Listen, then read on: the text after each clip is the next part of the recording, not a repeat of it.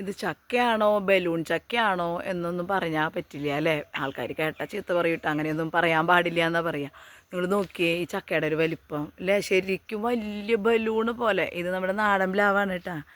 ഞാൻ പറഞ്ഞില്ലേ, ഇതൊക്കെ നമ്മുടെ വീട്ടിൽ പോയ തറവാട് പോലെ അങ്ങനെ പഴയ സ്ഥലങ്ങളിലുള്ളവർക്കാണ് ഇതുണ്ടാവുക. ഇപ്പം ഇന്നത്തെ സ്ഥലത്ത് എല്ലാവരും തിരക്ക് പിടിച്ചവരും പിന്നെ സ്ഥലം കുറവുള്ളവരും ടൗണിൽ അങ്ങനെ ഒരു ജീവിത രീതിയുള്ളവർക്കൊന്നും ഇത് നടക്കണ കാര്യമില്ല. അപ്പം നമ്മളിങ്ങനെ പഴയത് കാണുമ്പോൾ നമുക്ക് പഴയ ഓർമ്മകളും സന്തോഷവും ഒക്കെ വരുമ്പോൾ നമ്മൾ ചെയ്യുന്നൊരു കാര്യമാണ്. നോക്കി, എനിക്ക് അതിശയമായി ഈ ചക്കയുടെ ഷേപ്പ് കണ്ടിട്ട്.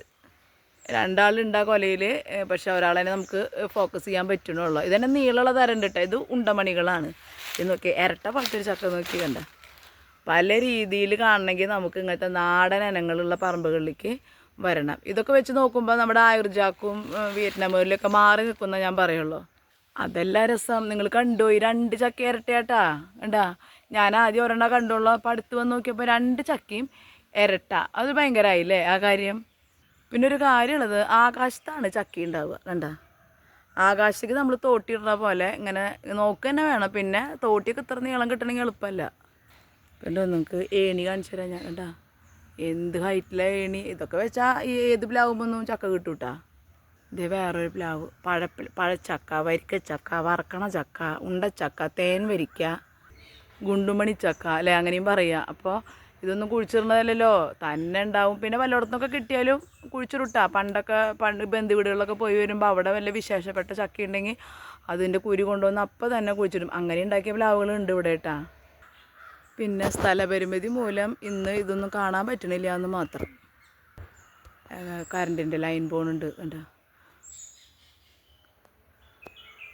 ഒരു കൊലയിൽ നോക്കി എത്ര. ഇതിപ്പോൾ എങ്ങനെ നമ്മൾ ഈ ചക്ക ഇടുക? ഇതിപ്പോൾ ഒരെണ്ണം വലിച്ചാൽ എല്ലാം കൂടി ഇങ്ങോട്ട് താഴത്തേക്ക് പോരും.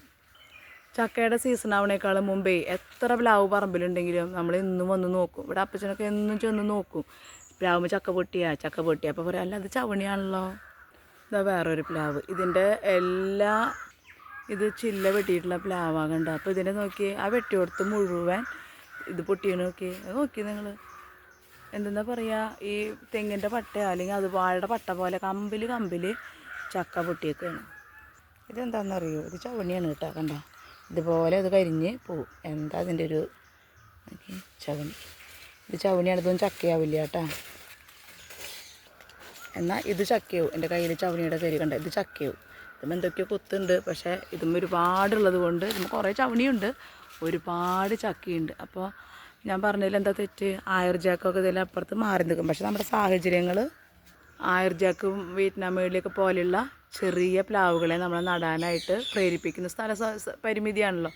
ഇപ്രാവശ്യം എന്താണാവോ ചക്ക എടുക്കാൻ വരാറുണ്ട്, കൊടുത്ത് കണ്ടില്ല.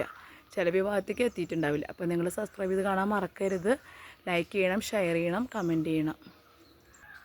ചില പ്ലാവ് നോക്കി ഒറ്റത്തടി പോലെയാണ് പ്ലാവുകൾ.